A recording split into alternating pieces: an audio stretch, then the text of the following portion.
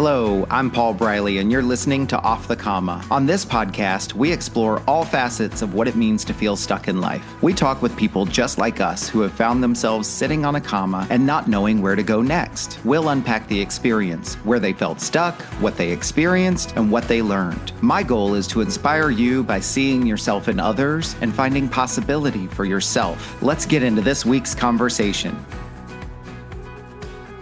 Welcome back, everybody, for another episode of Off the Comma.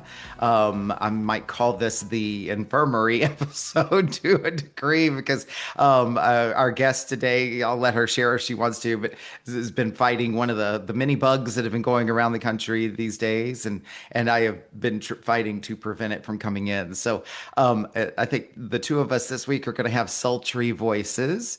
There might be an occasional pause for a coughing break or a sneezing break, but anyway, humorous, if you will. So very excited to be back, very excited to be able to just continue to do this work week after week. I'm very excited to continue to model and demonstrate, the power of inspiring conversations and letting people tell their stories and share about their experiences and also what it's like to kind of give people the space to do that, to listen attentively and to take our agendas off of other people's stories. So I'm excited to learn about someone new this week. As with most weeks, Allyssya and I have not had an opportunity to meet before, so I'll be learning about her through her story today. Very excited about that and adding her to our community of storytellers. And in order to do that, I'm going to stop talking and hand it over to Allyssya. Allyssya, why don't you introduce yourself to us? And as we always do, why don't you start by sharing how would you like to be known? Like, how do you see yourself as a person? And then you can share any other details and information you want us to know by way of introduction. Oh, thank you, Paul, so much for having me. It is truly an honor, and I just love the power of human connection in whatever capacity that is. So I love the work that you're doing, and to be a Mm, part of it is just a real treat for me. Um, how do I want to be known? I have worked very, very hard to be a woman who is curious and non-judgmental. mm, And I just, if someone were to say to me, "Oh my goodness, thank you for not judging me," like that is the highest honor that I can possibly get, honestly. And the first time that right. happened, I had chills and teared up a little bit. Um, I'm also just really adventurous and love doing things outside my comfort zone. That has become my favorite thing to do. And I Mm, encourage other people to do that. And that looks very differently for everyone. Um, so it's one of my favorites and compassionate. I just have so much compassion and empathy for other people, and I love opportunities when I get to tap into that and share it with others. So, mm. yeah, that's how I want to be known in this world. Powerful descriptions, and I mean they say a lot to me about who you are and who you want to be and how you want to interact with others. There's certainly a lot of things here that I can kind of relate to. I'm looking forward to seeing how those traits show up in your story today, and especially when you talk about going outside your comfort zone and how that can mean different things to different people. So um, what else, by way of introduction, briefly, is there anything else you'd like people to know about, just any of the usual stuff, right? Hobbies, interests, work, any of those things. I'll leave it up to you. Sure. I grew up wanting to be a doctor and fell into education, and I think I'm just a helper by nature and Mm, have started shifting that into sharing my story and my love of helping others, building a coaching business. I live in Indiana, and the weather here is doing its thing up and down and mm, all over the place for sure. But I love spending time outdoors. So any opportunity that I get to do that and connect with nature and just kind of be still and in awe of the vastness of it and how it's all connected, really, it kind of gets in my soul. mm. I can Um, tell, and tell me if I'm wrong. I'll reflect things throughout our conversation. If I'm ever misreflecting something, by all means, correct me. But I can see you're a very thoughtful person, and it seems like you're very what's the other word I'm looking for? Maybe you can tell me. It's like I see you're very thoughtful, but like you talk about a lot of the inner experiences and so forth. Maybe mindful is close to the word that I'm looking for. What would you say? Yes, I would say mindful is a good descriptor. I'm a highly sensitive woman, and so I think because of that, I've become very in tune with myself and what's happening with my nervous system and my body, and I can pick up on it in others as well. Mm, And just I have worked very hard to be intentionally present wherever I am and whatever I'm doing and just kind of take it all in. I'm someone who regularly has my phone on do not disturb and I'm mm. out to dinner with someone and I'm engaged with them. And that's just a really important way to live for me. I love that. And I too have been practicing. I'm one of those people that like if you and I are in a conversation, the phone's not handy. I'm not eyeballing the phone or those kinds of things. It's like just one person at a time, right? Wonderful. And I'm also still curious because I want to acknowledge the first thing you said. I'm curious to see how this kind of relationship with judgment and being non-judgmental shows up in your story today. So let's get to your story. But before we get into the five questions, one question I have for you is, Alyssa, as you think ahead to the next, 35 minutes or so today of telling your story to us, what intention would you have for yourself today? Wow.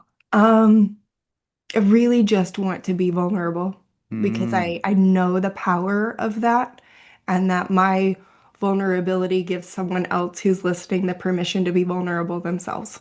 mm.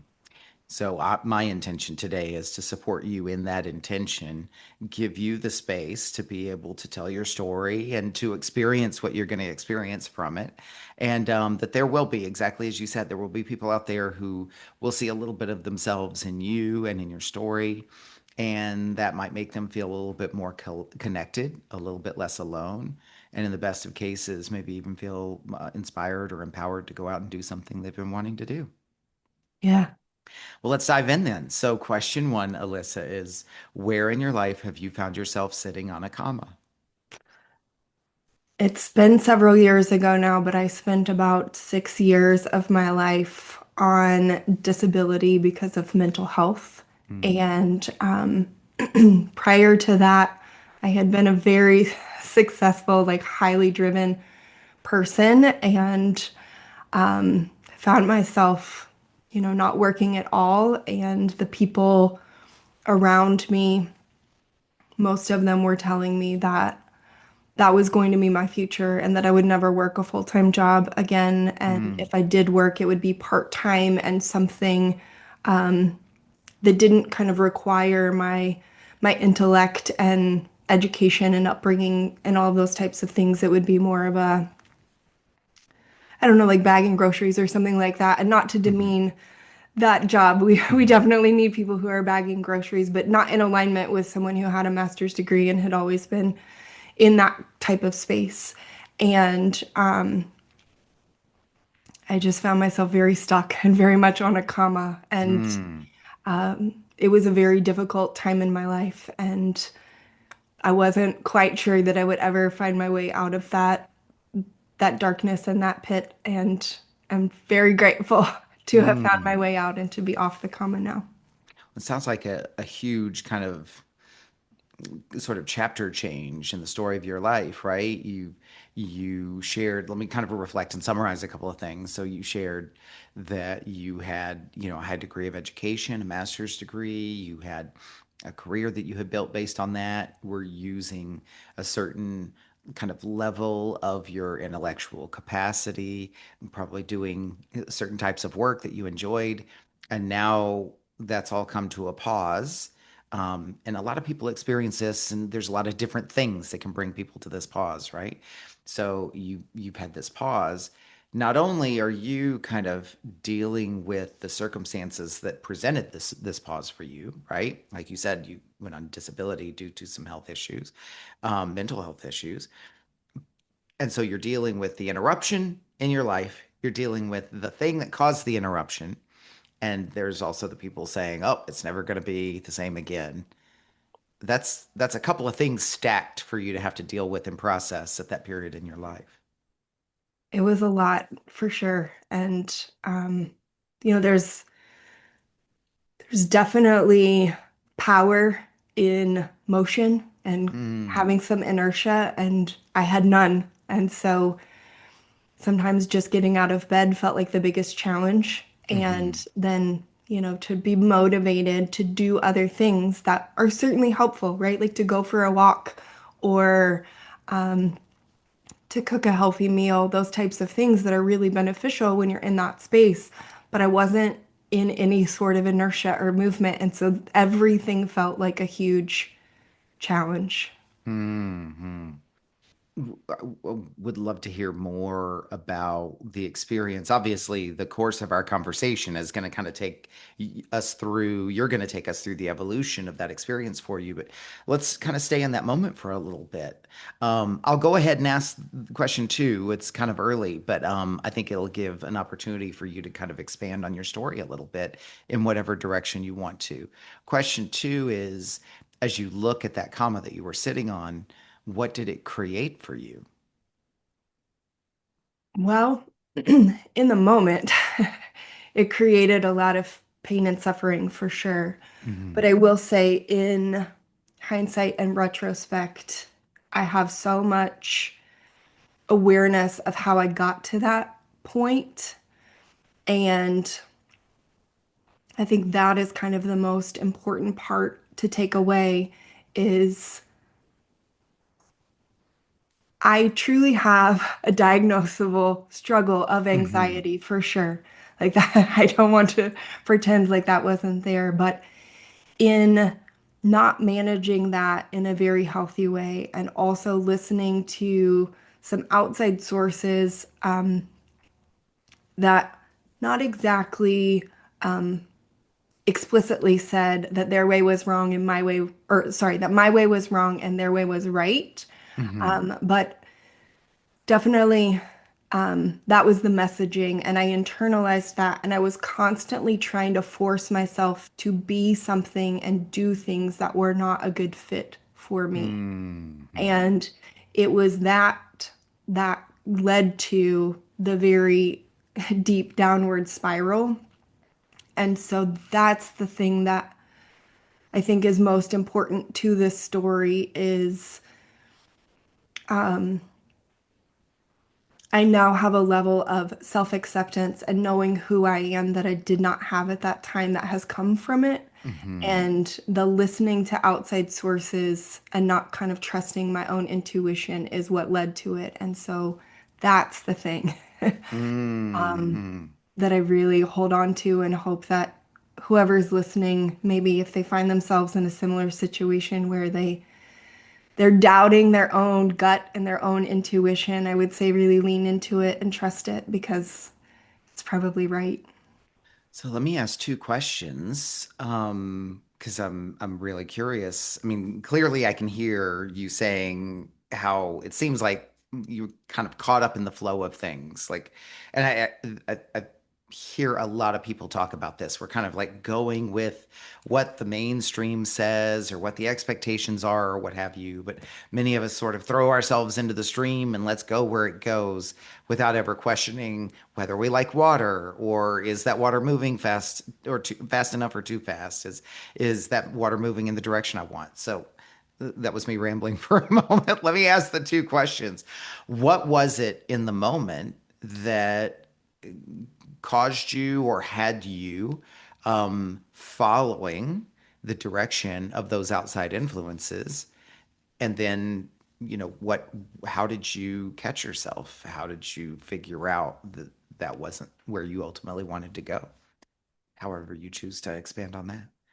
Sure. I think part of it was just like societal messaging. You know, I Hmm. mentioned earlier that I'm a highly sensitive woman, and we have come a very, very long way in recognizing that's about 20% of the population and what that looks like. But in the United States, we don't really celebrate those people too much, right? We tell Hmm. people to stop crying and don't be so sensitive and all of those things. Hmm. So that was definitely a contributing factor in that it was coming at me from our society as a whole. Additionally, some of the people who are very close to me had some similar messaging. And then once I got a diagnosis of anxiety, then we kind of like flipped the switch of using that as a crutch versus learning how to work with it. Hmm. And so it became this cycle of, oh, that thing is hard for me. Let's not do it. And then Hmm. the next thing, that's hard for me too. Let's not do that. And what ended up happening was my capacity started shrinking.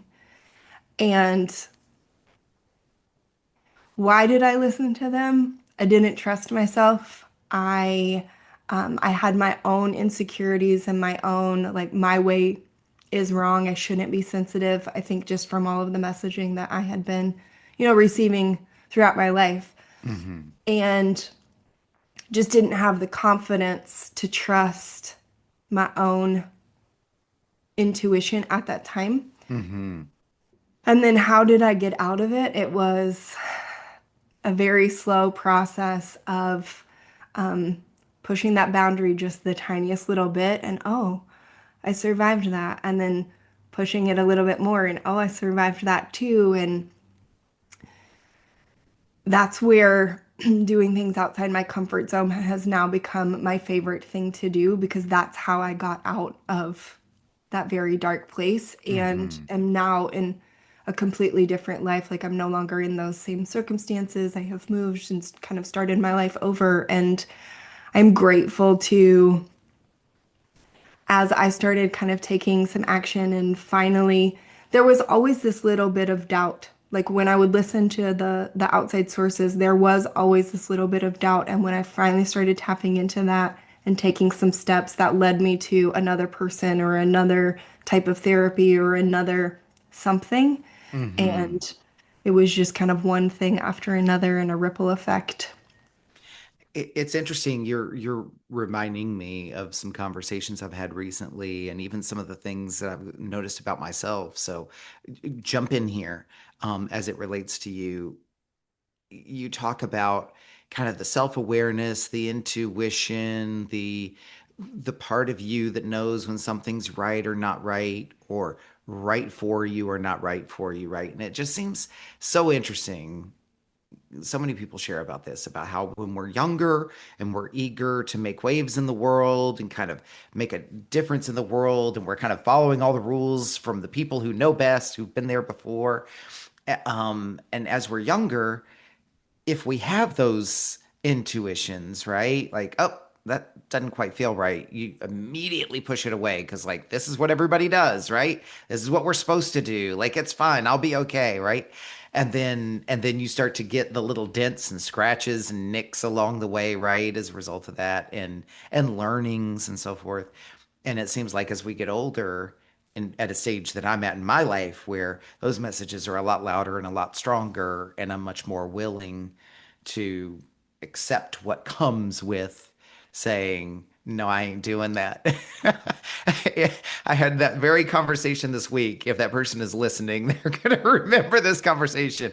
We need to do it. No, I ain't doing that. So it seems like perhaps part of that was going for you as well. It seems like, when I ask you, what has that created for you, in addition to what you've shared, is sort of this evolution of listening to and actually responding to that intuitive voice. Yes, I was very much a rule follower, people pleaser, perfectionist for sure. Mm, And what I have learned over several, several years in coaching and all of those things is it was the fear of the repercussion that would come from, no, I'm not doing that. hmm. Or that's not right for me, right? And what I would do and how much I would ruminate and what would happen to my nervous system and all of that.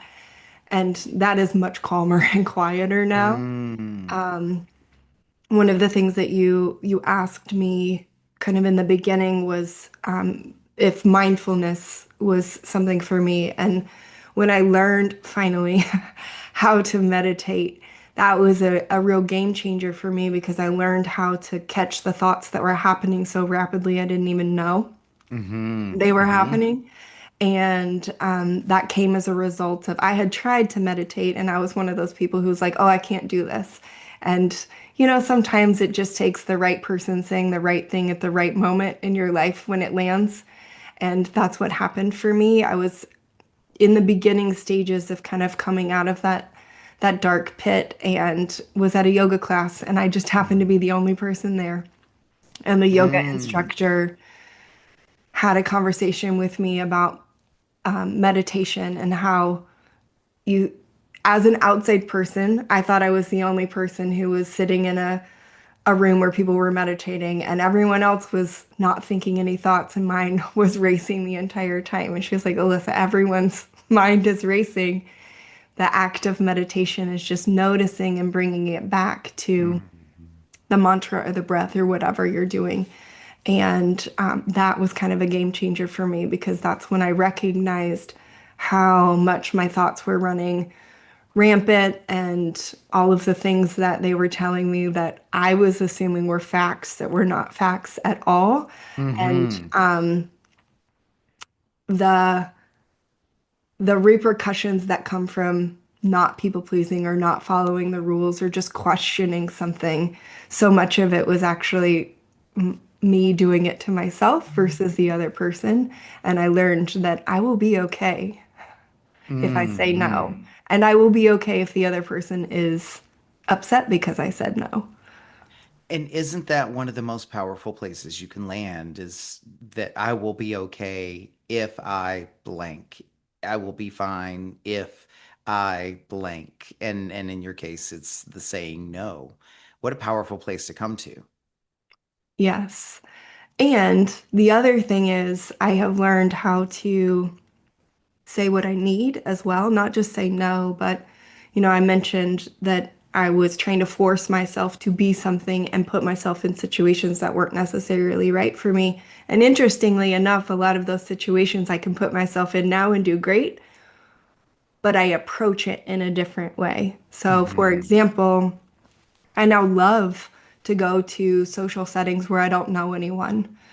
That was like I would be melting in a pool on the floor before if I had Mm-hmm. to go to a place or even to show up to this conversation. You and I just met at the beginning of this conversation. Right. I would have never done that in my previous life, but I learned how to work with my body and with my nervous system so that I can do those things now in a way that Mm. I couldn't before. Tell me if this is true for you as well, because it seems like also I think this when I have conversations like this with people, especially younger people who, well, what do you mean say no? I can't say no, the expectations and so forth. It seems like, in addition to just developing the strength and the skill and the capability of being able to say no, there's another important thing to say there. And tell me if this is true for you, which is you develop a relationship with outcomes, risk tolerance, acceptance of consequences, right? So, like, if I say no to someone, it's not just because, yeah, I want to show them who's in charge or whatever. It's like, I may be saying no to a whole host of possibilities, extra money, extra work, or whatever. But if I say no and I'm willing to disappoint someone or I'm willing to let someone else down, I'm also willing to let go of what they might be offering me or that potential challenge or what have you. I'm saying no in order to claim an outcome that I want for myself. And that may come with a lot of benefits and it may also come with some consequences or some compromises or some choices, right? What would you say to that? Absolutely. And I think something that's really important about what you said is if I'm willing to disappoint someone, and I think Mm, for so many of us, we're not willing to disappoint another person, but in the process of not disappointing them, we're disappointing ourselves. And I think one of the most powerful things that I learned from my coach was there is discomfort either way. There is discomfort in not speaking up for what you want, need, desire, saying yes, saying no, whatever the case may be. And there is discomfort on the other side of that. mm, And ultimately, choosing the discomfort that you want for the reasons that you like is when things really start to shift. And the saying no or the asking for what you want, it ultimately gets easier when you're doing it from a place of honoring what you truly want versus what you think the other person wants from you. Mm. And I suspect that's a big part of kind of the front end of your story, right? Because I'm thinking about friends that I've known. I'm thinking about my own examples. I'm thinking about coaching clients that I've worked with or people who've been in classes who have shared, right? Like the saying yes to other people so much and you are convinced you're doing the right thing, you actually can lose the ability to recognize that the harm you're feeling, the I'm sick, I'm stressed, I'm angry, I'm like getting combative with my family and my loved ones and so forth. Like that came with the choice, right? To say yes because you're not saying yes to yourself. And I had a conversation with someone recently who was so busy trying to meet everybody else's expectations that I said, well, what about you? And they didn't even understand the question, right? Before we go to question three, I want to come back to something you said in the beginning and see where it fits in your story. I also want to acknowledge you because I appreciate the fact that we're talking about your story. You've never really told us exactly what happened or who, nor do you need to, right? Like I haven't even tried to press you for that because at the end of the day, anybody who's listening, your story is almost like a template for them, right? Because it really doesn't matter, and it matters to you, but anybody else could plug in their own example of the thing that pushed them over from the people pleasing and accepting everyone else's advice into illness, sickness, comma moments, and then reclaiming. So I really appreciate that about your story. Well, I want to always be respectful of the other people who are part of this story Hmm. because I truly believe that there was no ill intent. I believe that they felt like they were doing the best for me. Hmm. And so I always want to be respectful of that. Nice, nice. You were earlier when you were sharing about learning to meditate and yoga and kind of coming out of you use the words dark pit.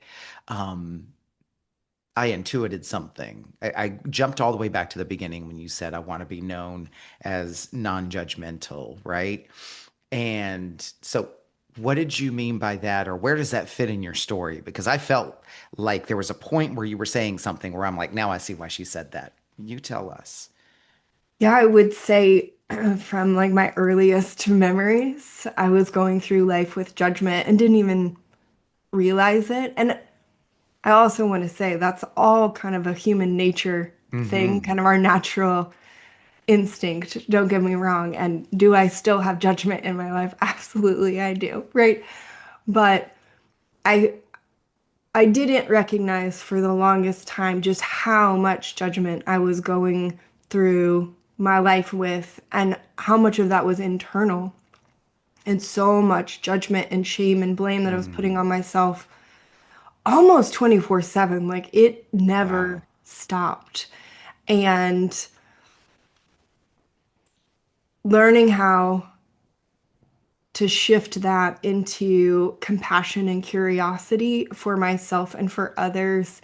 I mean, it has certainly changed my life and how I feel about myself and all those types of things, but it has completely changed how I move through the world and how I interact with other people and, really just love an interaction with a stranger and Hmm. just the shared human experience. And truly, I remember the first time someone said to me, "You are my only friend who I can say anything to and know that you are not going to judge me." And Mm. that was a big moment for me like, wow, I really have done some work and I really have changed because other people are seeing this in me.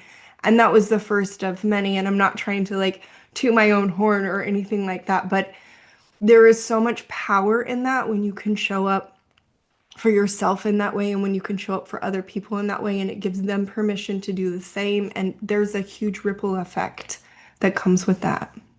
I love everything that you just said there. And with your permission, I want to expand from my own experience. And then you jump right back in here and steer me back or build or correct or what have you. first of all, the acknowledgement to you is your ability to see that as an opportunity, something that you wanted to change, and then to be able to acknowledge yourself for having changed it, right? And there was a part of me that wanted to say, well, kind of wanting to be non-judgmental, isn't that also a little bit people pleasing? But I want to kind of park that for a second, right? Because I think the more important thing to make is for people who also are questioning their own self judgment. This is where please jump in. My kind of place that I've come to or discovered is like, I still have judgments, like you said, right? But what I do is I notice them first, and then I can still hold an opinion about somebody else, but I don't have to express that opinion. And in fact, I don't have to enforce that opinion on the other person. Like I can listen to someone and I can completely allow them to have and hold whatever beliefs, thoughts, expectations they have, experiences, and I can support them 100% in their journey. And then it's at the end of the day, still also say, not for me, right? While respecting that they absolutely can, right? And then there's times where my mouth runs, as you can tell, and the judgments come out. Well, I can jump back in and I can correct that, right? I may not be able to take it back, but I can correct it. I can apologize. I can amend for it or what have you. So being non-judgmental is almost like an aspirational, like, I don't know that we ever get to be non-judgmental, but what we do with it. So let me shut up there because I did most of the talking. Say what you want to say about that. Yeah, I would absolutely agree with you that the judgments are still there, but it's an awareness and then what you do with them after. And I think that's where the big shift came for me is a curiosity of, oh, that was interesting. I wonder why I had that thought or opinion or whatever the case may be. And you're right, it could be a form of people pleasing, but I will say for me, it really is, while it is an honor when someone says that to me, it is less about getting that feedback from the other person and more about just what kind of energy I want to be going through the world with, right? Like I Hmm. realized I didn't want to be going through the world holding on to all of this judgment that I had of other people. And or for myself, honestly, I wanted to come Yeah. from a place more of curiosity and what do I do with when the judgment comes up. I was never one to really say it out loud, which is interesting because when I was in that kind of dark space and I was going to therapy, often my therapist would say to me, well, you wouldn't say those things to a friend. Why do you say them to yourself? And, you know, after hearing that several times, I finally came back at her with, yeah, but I'm thinking them. Like, I'm not saying them to the Hmm. friend or to the stranger or whatever, but I'm thinking them. And that was where like a big shift happened. I was never one to like put it out there, but it was always inside. And I decided I didn't want to hold all of that inside anymore. Hmm. Well, and I think maybe to sort of correct or redirect what I was saying earlier, right? Like as you talk and expand on that, it's like maybe the thing about, because I'm kind of the same way, right? Like the thing about not wanting to be seen or perceived as non-judgmental is about empathy and connection, and the people pleasing is like the overuse of that thing.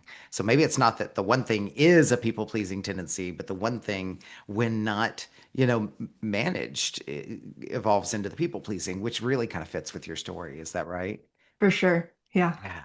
Okay, so let me ask you the third question, and that is, as you look back at this comma that you sat on, that you shared with us, what have you learned about yourself as a result of that? Mm. Well, so many of the things we've already talked about, like I learned how much of a people pleaser I was that I didn't even realize. I Mm, learned how much um, I had denied my own intuition and my own knowing for so long that I didn't even know how to trust it. And it still can be a little scary sometimes to try to trust it because I had denied it and told it it was wrong for so long. mm, Um,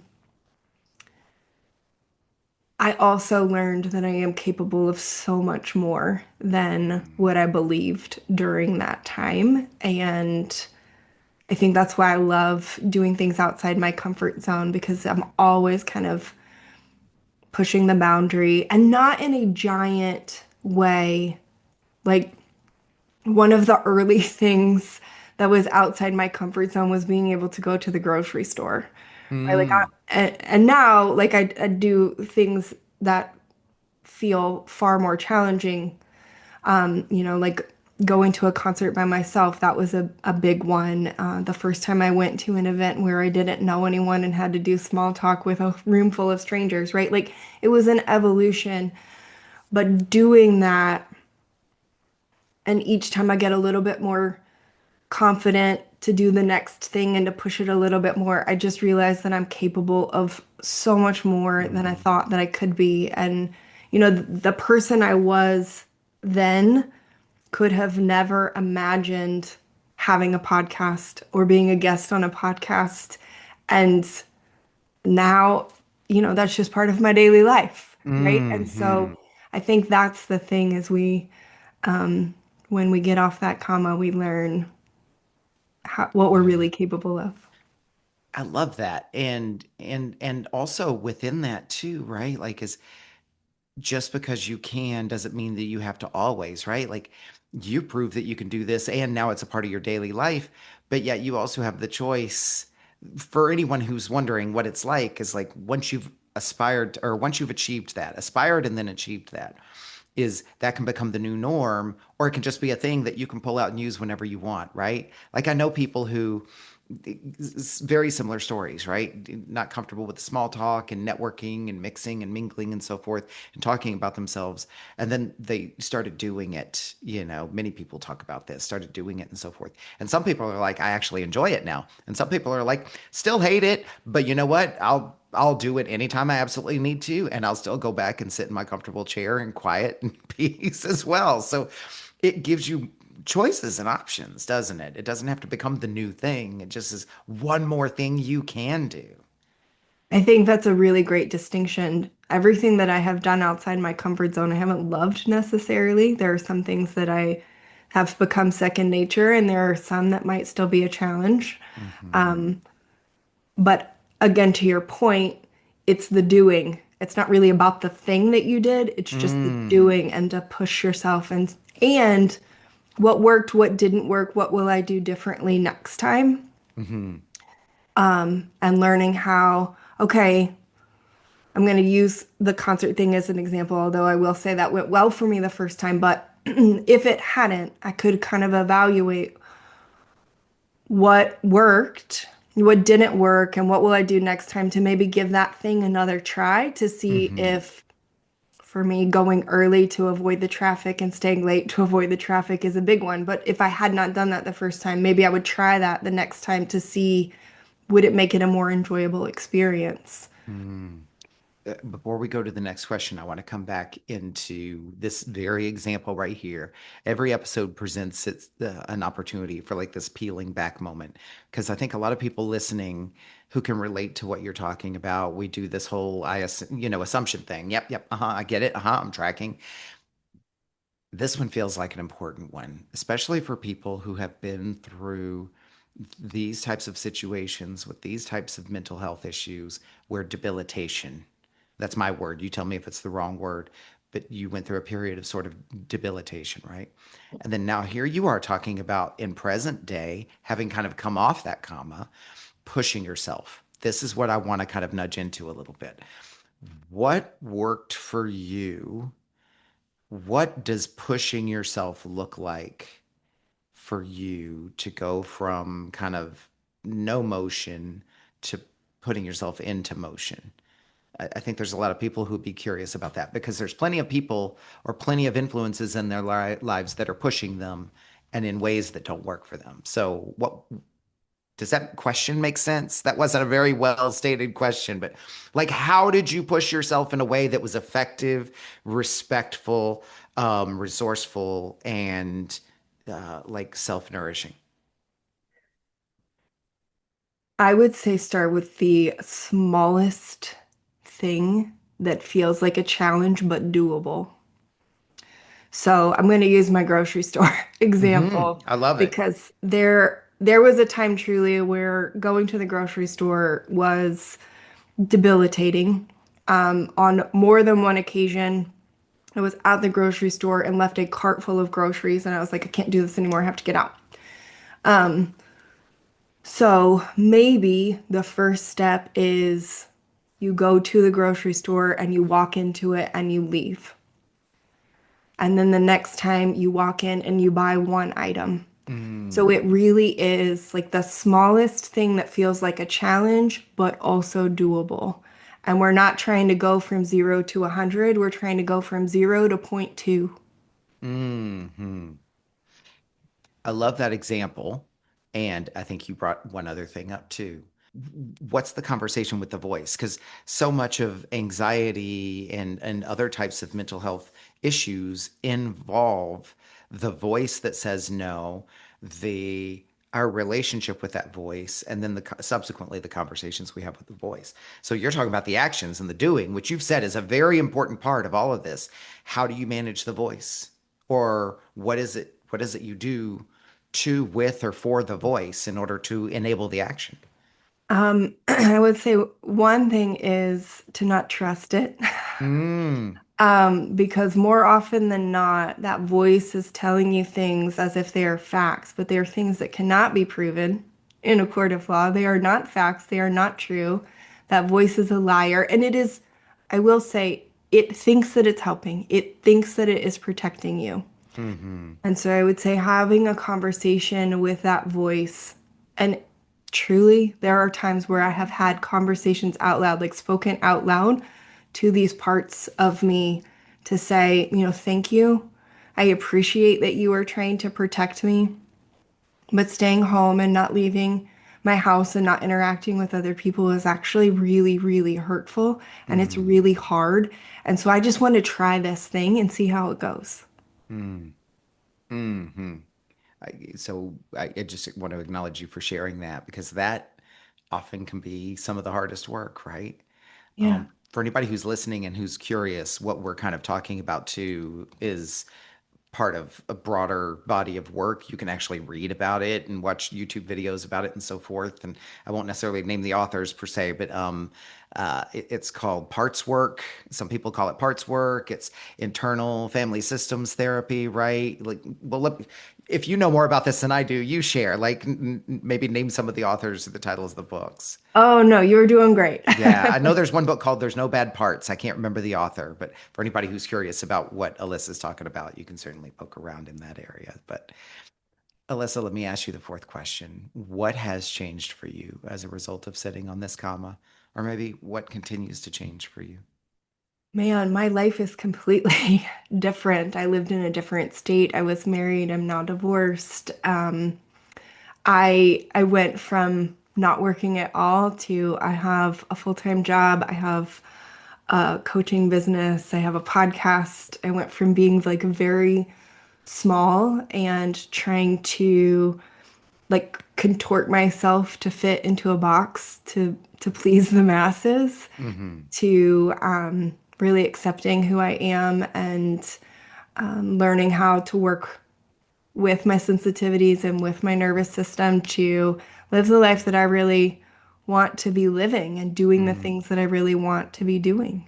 I think what I really appreciate about what you just said is, I mean, all of it, but also that like you got where you are and brought those parts with you, right? Like it wasn't like, oh, I just, I shoved all that stuff in a box and moved on, da da da da. Like you're kind of here and in relationship with the things and the parts that cause the difficulty, but you found a new relationship with them and you defined the relationship.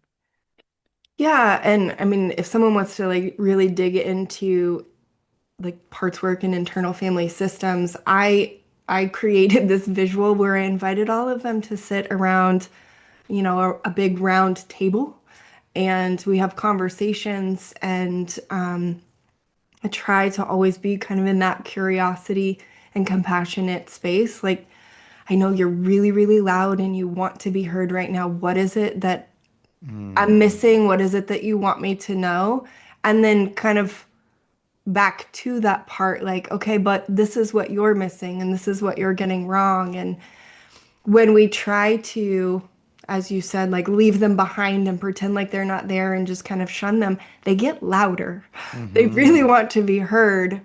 Mm. And when you listen to them, many of them developed when we were children in times when we needed them, and they served a purpose, and it worked really well in childhood.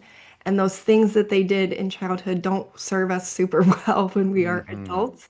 And so getting them to see that is it's actually been like a really cool experience. I do want to mention something, if it's okay. When I was a Yeah. child, I spent a lot of time in my room alone, and I had a floor-length mirror, and I would sit on the floor and I would have full-blown conversations with myself as if I was talking to a friend. And it's so fascinating to me that as a child, my intuition knew what I needed. And that is the thing that I Mm. do now as an adult when I am struggling or in a moment or trying to like talk myself off the ledge, so to speak.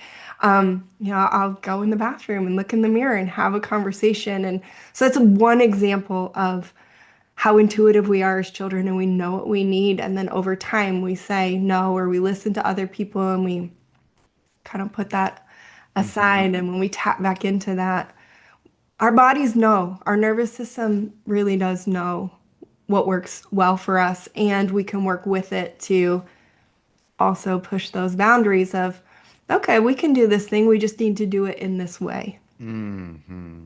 Oh, I love that story. That's still a difficult thing for me. For all the tools that I have and all the tools that I know, it's still hard for me to talk to myself in the mirror some days. And yet I, I was going to say force myself to practice it. No, like, I have to kind of push myself a little bit sometimes to do it because it's for good outcomes. Question five, and then we'll bring things to a close.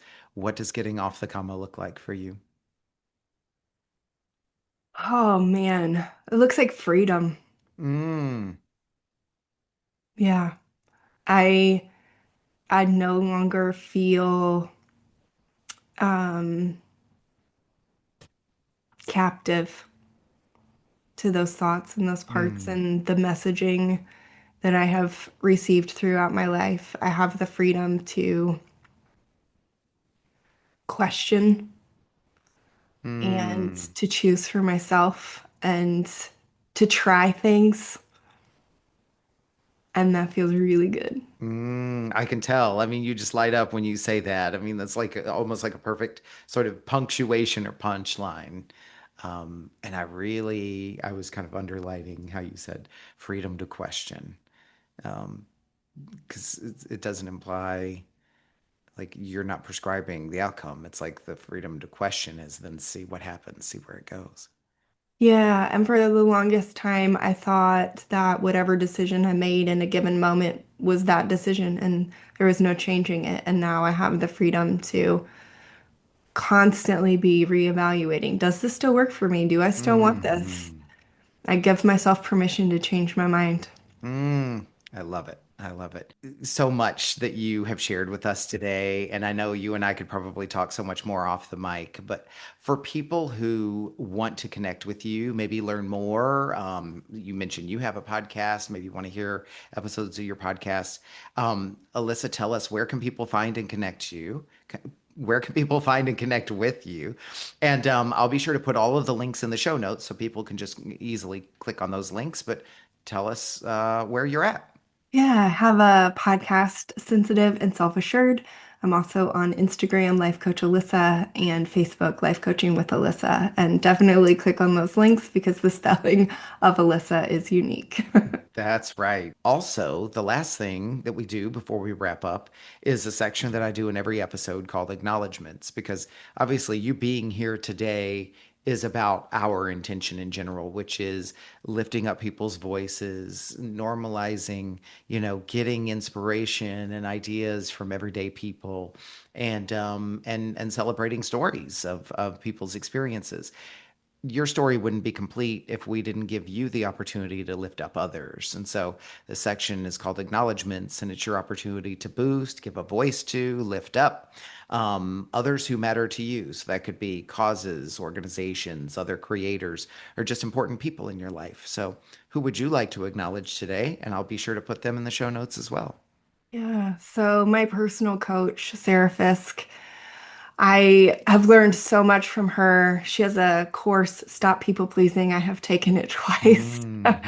Um, yeah, I was already on this path when I found her and have just grown so much as a result of working with her. Another woman who was pretty influential and from whom I learned the phrase highly sensitive person is Diane Hmm. McDowell. Um, she is someone that I found when I moved back to Indiana and was starting my life over. And yeah, she's a big part of the story for sure. Okay, nice. Well, thank you for sharing about them. We'll make sure that they get acknowledged in our show notes. And again, I just want to thank you for sharing your story with us today, for being vulnerable as you said you intended, and for joining our community of storytellers here on Off the Comma. Well, thank you. It has been such a treat, and I have just loved this conversation and getting connect with you. Me as well. Have a wonderful weekend ahead. Thanks, you too. What an honor it is for me to hear and share these powerful stories. I hope you feel the same way. Think about what you learned from this conversation. I encourage you to write it down in some form of journaling or reflection because surprises can reveal themselves to you when you write your thoughts down. If you were moved by today's conversation, pass it along to someone you care about. And if you do discover something you'd like to unpack further, book a call with me and let's talk about it. My links are in the show notes. Be sure to like this episode and follow the podcast here on this platform and all social media at Off the Comma. Feel free to interact and comment. Thank you for listening to this episode of Off the Comma. As always, keep noticing and keep listening.